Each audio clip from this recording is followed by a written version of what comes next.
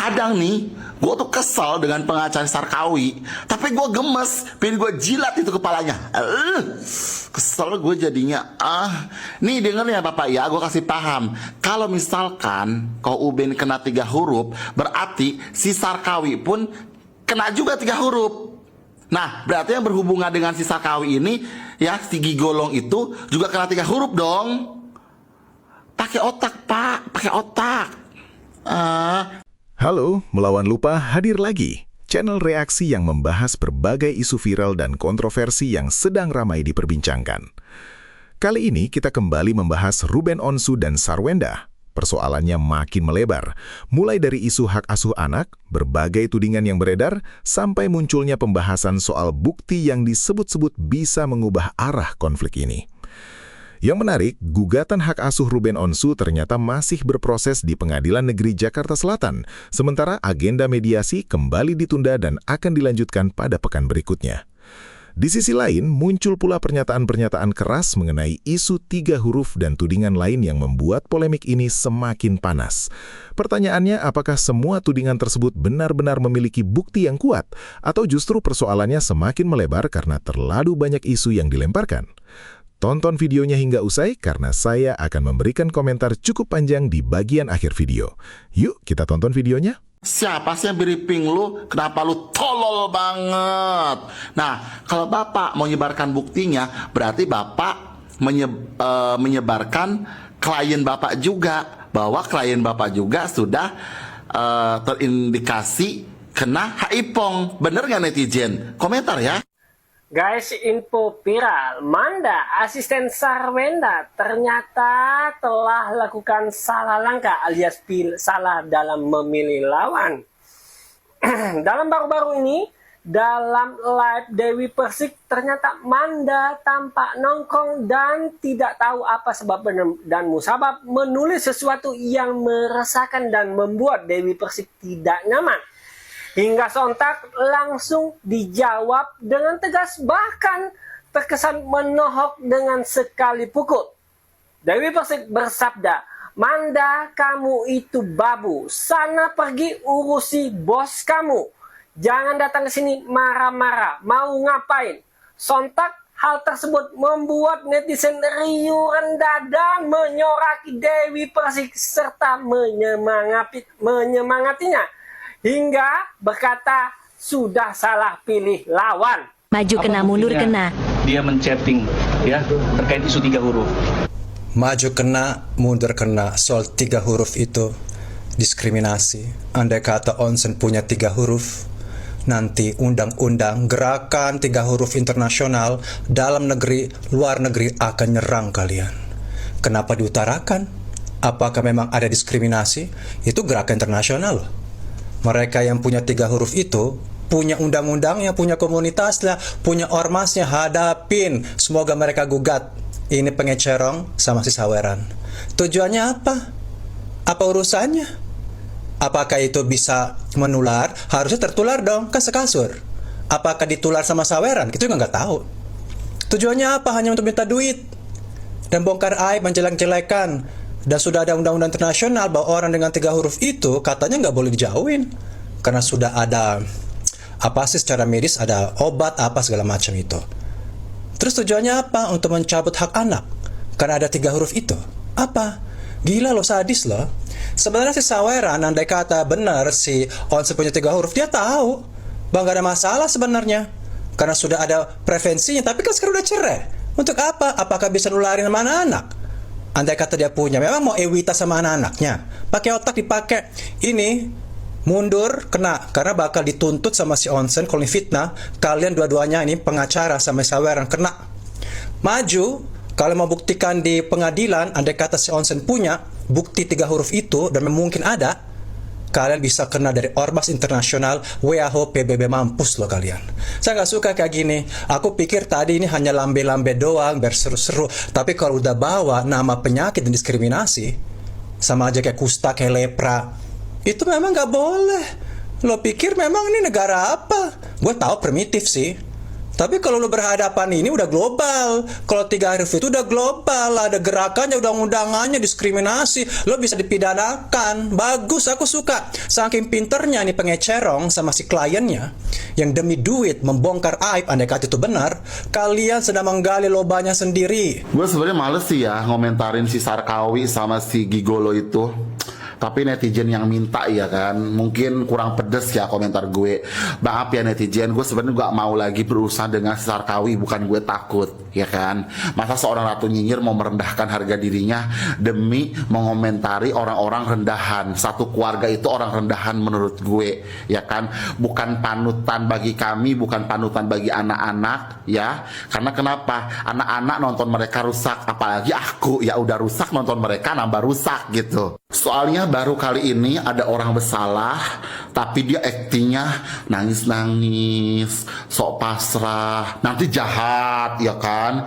Terus nanti seolah-olah dia ini teraniaya, nanti jahat lagi, mulutnya jahanam lagi. Aduh, udah salah, tapi kebanyakan gaya, kebanyakan tingkah, kebanyakan drama gitu. Udah sama keluarga laki-lakinya bodoh ya kan si Cinong itu, dan keluarga si Cinongnya pula ya memang udah bodoh keluarganya mereka itu gitu. Tambah kebanyakan bohong, satu keluarga banyak bohong. Ya cocoklah mereka ya kalau kawin itu. Ya si Sarkawi dengan si Gigolo itu pantes, karena nanti dunia ini akan dunia penuh imajinasi. Gitu ya. Udah kan komentarnya? Puas kan kalian netizen? Komentar kalau puas ya. Halo, saya Syari Jebing. Saya ingin membahas tentang masalah S dan R yang sekarang lagi heboh. Padahal sebenarnya kalau dipikir-pikir masalahnya simpel, tapi malah jadinya melebar kemana-mana. Mari kita bahas dari awal agar lebih jelas. Pertama, si S nuduh si R cong. Tidak bisa membedakan mana laki-laki dan mana cong. Belum selesai masalah ini selesai, si S nuduh si R tidak memberi nafkah. Pengacara R mengeluarkan bukti-bukti yang mematahkan tuduhan itu. Lanjut, si S mengeluarkan statement, rumahnya hampir dilelang. Masyarakat heboh. Bahkan sempat bilang kalau ada debt collector yang datang ke rumahnya untuk menagih masalah cicilan rumah. Tapi terakhir dia meralat, katanya itu debt collectornya pinjol. Katanya si R terlibat pinjol sampai belasan M. Emang bisa ya? Setelah pihak R berhasil membuktikan bahwa dia tidak pernah terlibat pinjol sama sekali, si S melakukan manuver lagi. Dia menuduh si R selingkuh. Netizen mulai agak pinter. Nanyain, mana selingkuhannya? Siapa selingkuhannya? Keluarin buktinya. Si S gak kehabisan akal. Dia munculkan isu penyakit 3 huruf. Semua rangkaian tuduhan-tuduhan itu adalah sebuah trik manipulatif untuk merusak nama baik si R, untuk menghancurkan reputasi si R, dan untuk membuat si R frustasi. Orang manipulatif itu pintar. Dia selalu mengganti-ganti tuduhannya, mengganti-ganti topiknya. Kenapa? Agar orang-orang lupa untuk meminta bukti dari tuduhan sebelumnya. Jadi dia lemparkan suatu tuduhan, dia lemparkan satu fitnah. Belum selesai dengan masalah ini, dia keluarkan fitnah yang lainnya, agar orang-orang tidak meminta pertanggungjawaban bukti dari fitnah yang pertama. Yang kedua, berjalan, dia luncurkan lagi fitnah yang ketiga, agar orang lupa untuk meminta bukti dari tuduhan yang kedua. Begitu terus, topiknya selalu berganti-ganti, dan tuduhannya itu selalu ada aja, dan tidak akan pernah ada habisnya. Pokoknya kalau musuh orang manipulatif itu benar-benar capek lahir batin. Semua korban-korban NPD yang sekarang nonton VT saya pasti paham dengan situasi dan trik ini. Si NPD itu selalu memfitnah mantannya, mulai dari ke tempat kerjanya, ke keluarganya, juga ke anak-anak sendiri, ke seluruh dunia, ke medsos, ke segala arah. Dan mereka tuh sangat kreatif, sangat bertalenta dalam hal ini. Mereka bisa punya imajinasi yang aneh-aneh, bisa menuduh mantannya tuh apa aja, pokoknya di luar normal gitu ya. Sinetron Indosiar pun kalah seru pokoknya. Kalau saya melihat keseluruhan persoalan ini dari sudut pandang pribadi, saya justru merasa konflik Ruben Onsu dan Sarwendah ini sudah berkembang terlalu jauh. Awalnya kita mengenal persoalan mereka sebagai masalah rumah tangga, dan kemudian berkembang menjadi persoalan mengenai anak, hak asuh, pernyataan masing-masing pihak, sampai akhirnya muncul berbagai tudingan lain yang membuat masyarakat semakin sulit membedakan mana persoalan utama dan mana isu yang hanya muncul sebagai bagian dari perang opini. Buat saya, ketika sebuah persoalan sudah masuk ke ranah hukum, seharusnya yang menjadi pusat perhatian bukan siapa yang paling keras bicara, bukan siapa yang paling sering muncul di media, dan bukan siapa yang paling berhasil mendapatkan simpati netizen, tetapi bukti apa yang benar-benar bisa dipertanggungjawabkan. Saya juga melihat satu hal yang menurut saya cukup penting. Dalam narasi ini disebutkan bahwa peluang Ruben untuk mendapatkan hak asuh masih dinilai tidak terlalu besar, dan salah satu pertimbangannya adalah posisi Sarwendah sebagai pengasuh utama anak-anak selama ini. Kemudian disebutkan pula bahwa tidak ada informasi yang menunjukkan Sarwendah menelantarkan atau melakukan kekerasan terhadap anak-anak. Menurut saya, ini memang harus diperhatikan. Saya pribadi tidak mau melihat persoalan hak asuh hanya dari sudut pandang konflik antara dua orang dewasa. Anak-anak tidak seharusnya menjadi alat untuk memenangkan pertengkaran antara mantan pasangan. Kalau memang ada dugaan eksploitasi anak seperti yang disebutkan dalam narasi, menurut saya juga harus dibuktikan secara konkret. Jangan sampai karena anak muncul dalam sebuah aktivitas atau siaran langsung, kemudian langsung diberi label tertentu tanpa melihat konteksnya. Bahkan dalam narasi sendiri disebutkan bahwa keterlibatan anak dalam siaran langsung belum otomatis dapat dikategorikan sebagai eksploitasi. Jadi menurut saya kalau memang ada pihak yang merasa keberatan, jalur yang paling tepat adalah membawa bukti yang jelas, bukan sekedar melempar opini yang akhirnya membuat publik berspekulasi kemana-mana. Hal lain yang membuat saya cukup prihatin adalah munculnya berbagai tudingan yang sangat sensitif. Dalam narasi ini ada pembahasan mengenai isu kesehatan yang disebut dengan istilah 3 huruf. Saya sengaja tidak ikut-ikutan menyimpulkan bahwa tudingan tersebut benar atau salah, karena menurut saya itu memang harus dibuktikan melalui sumber dan proses yang tepat. Tetapi secara pribadi, saya merasa isu kesehatan adalah sesuatu yang tidak pantas dijadikan senjata untuk mempermalukan seseorang di depan publik. Kalau sebuah tudingan ternyata tidak benar, dampaknya bisa sangat panjang terhadap nama baik seseorang dan keluarganya. Apalagi ketika persoalan sudah menyangkut anak-anak. Saya pikir kita sebagai penonton juga harus punya batas. Jangan karena kita merasa menjadi pendukung salah satu pihak, kemudian semua pernyataan dari pihak yang kita dukung langsung dianggap benar. Sebaliknya, semua pernyataan dari pihak yang tidak kita sukai langsung dianggap bohong. Pola seperti itu menurut saya justru membuat konflik semakin besar. Saya juga kurang setuju kalau setiap perkembangan konflik selalu dijadikan bahan untuk saling menyerang. Ada pernyataan yang keras, ada komentar yang lebih keras lagi, kemudian netizen ikut bereaksi, lalu muncul pernyataan berikutnya.